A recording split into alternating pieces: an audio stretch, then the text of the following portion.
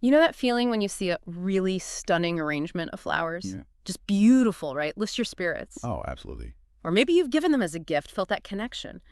But lately I've been wondering, you enjoy that beauty, but what's the sort of hidden story? Mhm. What if there was a way to get all that visual joy, but with a much lighter environmental footprint? That's exactly the question we're digging into today. We're exploring preserved flowers. Okay. And not just as like a passing trend you might see online, Right. but really as a potentially game-changing, sustainable alternative to the whole fresh-cut flower industry. Interesting. And our source for this. Well, our guide for this deep dive is Annie Zhang. She's the CEO of Sweetie Gifts. Ah, okay. And she brings, get this, 2 decades of firsthand experience in the flower world. Wow, 20 years. That's serious industry insight. It really is. She's seen how the flower market's evolved, in the U.S. and Europe, Yeah. understands what consumers are looking for. And through Sweetie Gifts, she's obviously got that deep connection to the supply chain side, too, especially China, I gather. Exactly. The dynamics of the Chinese flower supply chain, she knows it well. It gives her this really comprehensive 360-degree view. Right, not just the pretty end product. No, not at all. She understands the whole intricate global network behind those fresh blooms. Yeah. So our mission today is pretty clear. Let's unpack the environmental arguments for preserved flowers, drawing directly from the insights, the information shared by Annie Zhang and Sweetie Gifts. Great. So let's start with the baseline, maybe. Fresh flowers, they're beautiful, undeniably. Sure are. But there is this growing kind of hum of concern about their environmental cost, right?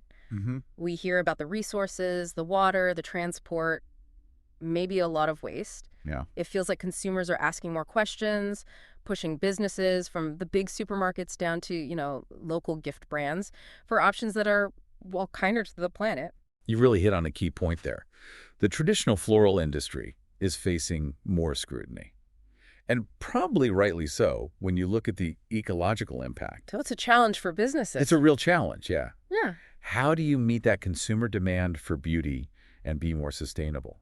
And this is precisely where preserved flowers come in as a really interesting alternative. Okay, so for anyone listening who might be picturing, I don't know, something plastic or artificial, can you paint a clearer picture? Because they look incredibly real. That is the amazing thing about them. Preserved flowers are real. They're natural blooms. Ah. But they've been carefully treated to keep that fresh look, that delicate feel for a really long time. How long are we talking? Months, even years in many cases. Wow. Yeah. The process generally involves carefully dehydrating the flowers first. Then they're treated with solutions, usually glycerin-based. Okay. And this basically replaces the water inside the plant cells. It allows the flower to keep its natural beauty, its texture, everything, but without needing any more water or sunlight. So they genuinely are the real thing, just paused in time almost. That's a great way to put it. Paused in time. They're very much real flowers. Okay, that's a crucial distinction, not fake. Right. Let's dive into the core of it then. What are the big environmental advantages when you sort of stack preserved flowers up against fresh cut ones? The advantages are pretty compelling, actually, across several key areas. Let's start with water usage. Okay, water. Always a big one. Definitely. The World Wildlife Fund, WWF, they've highlighted that agriculture uses a huge amount of global freshwater, something like 70%. 70%? Wow. Yeah, it really puts in perspective. And traditional flower farming is, certainly a contributor to that big number. I bet. All those thirsty plants. Exactly. Now, contrast that with preserved flowers. The water footprint. It looks completely different. How so? They only need water during their initial growing phase, like any other plant. Right, when they're actually growing in the field. Precisely. Once that preservation process is done, their need for water just stops. It's zero. So think about businesses dealing with large volumes. Yeah. Florists, retailers, event planners. Yeah. The potential to drastically cut their water consumption across the whole supply chain by choosing preserved. It's genuinely substantial. That's a huge saving, especially in water-stressed areas. Absolutely. It frees up significant freshwater resources. That's something businesses and consumers are, quite rightly, paying more attention to. Okay, that's a powerful contrast on water. What about greenhouse gas emissions? That's another major environmental headline everywhere. Absolutely. So fresh flower cultivation. Mm. especially if you're growing flowers out of season. Right, in heated greenhouses. Exactly. Right. That often relies on energy-intensive greenhouse environments. Mm. Then you've got the transportation. Yeah. Constant need for refrigeration to keep them fresh, Yeah. often over very long distances.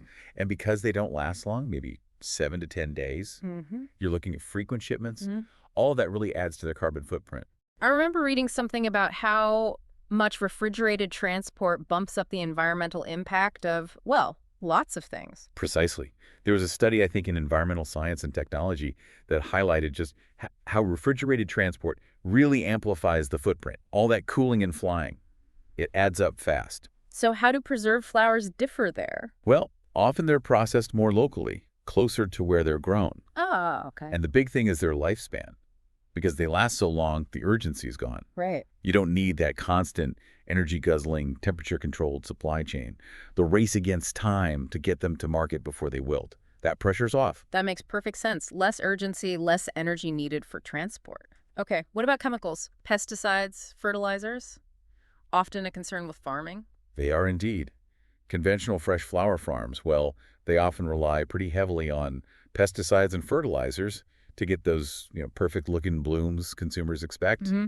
And these chemicals, they can unfortunately harm the surrounding environment. Potential for soil contamination, runoff into waterways. Yeah, not great. No. Now, Sweetie Group, based on Annie's info, they emphasized that their preservation process actually minimizes the need for those kinds of harsh chemicals. Wow. They use preservation agents that are specifically chosen to be eco-certified. They're designed to be safe for people, safe for the environment. So a lighter chemical footprint overall? Significantly lighter compared to a lot of traditional flower growing.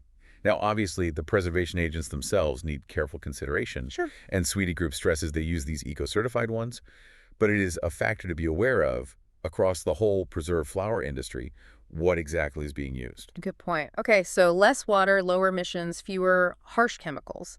What's the next big environmental plus? Waste. This is a really critical one. Ah, yes, the short lifespan you mentioned. Exactly. Fresh flowers, typically, 7 to 10 days phase life? You're lucky, sometimes. Right. And that unfortunately leads to really high spoilage rates. Think about retailers having to throw out unsold flowers. Yeah, that must be costly and wasteful. It is. And then waste for consumers, too, when they wilt quickly. Preserved flowers. Complete turnaround. Because they last. What? How long did you say again? Anywhere from 1 to 3 years.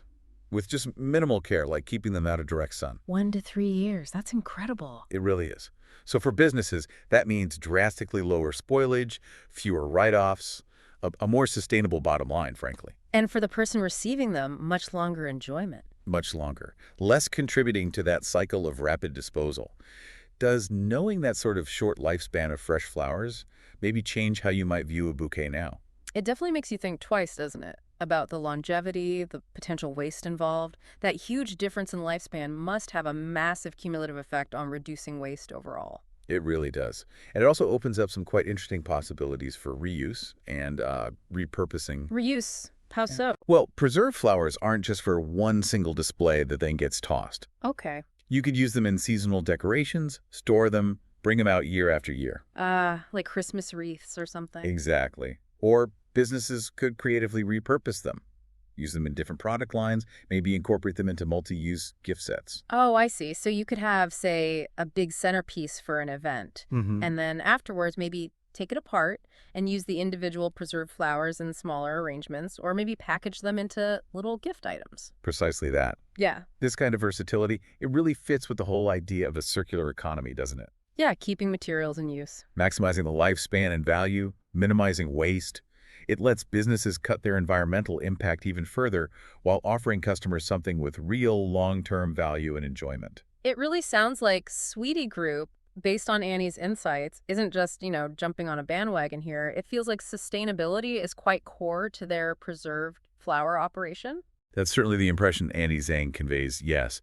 They really emphasize a deep commitment to sustainable preservation techniques, Okay. using eco-friendly, non-toxic chemicals in their processes, and focusing on responsible sourcing right from the farm level. And they have proof points, certifications and things. Yes, they mention obtaining certifications like REACH, CE, and also phytosanitary certificates.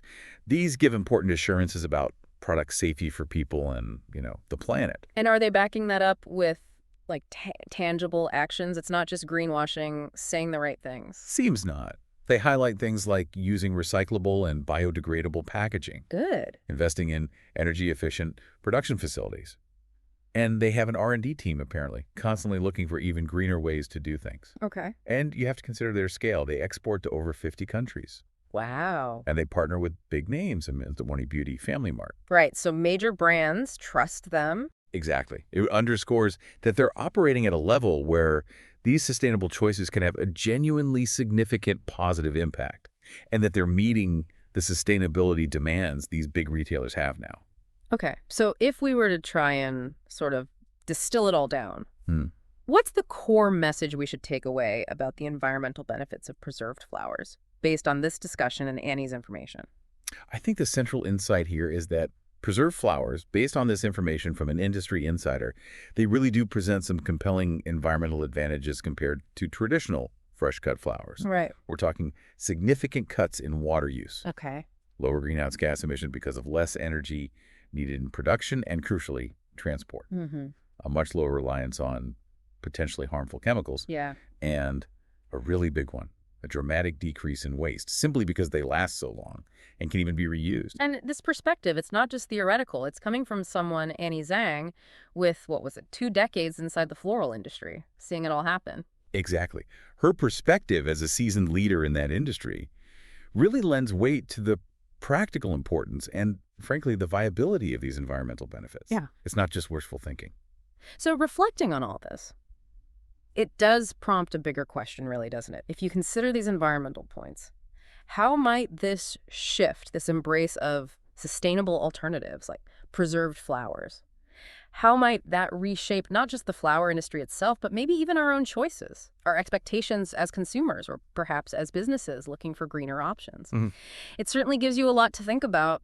The broader implications, of how we choose to bring beauty and nature into our homes and lives. It absolutely does. It touches on that really important potential for sustainable practices, not just to transform an industry, but also maybe to subtly shift our own values, our own priorities, as we become more aware of the footprint of our choices. A really interesting thought. It certainly is. Well, thanks for walking us through this fascinating deep dive. Really appreciate the insights. My pleasure. Glad we could explore it.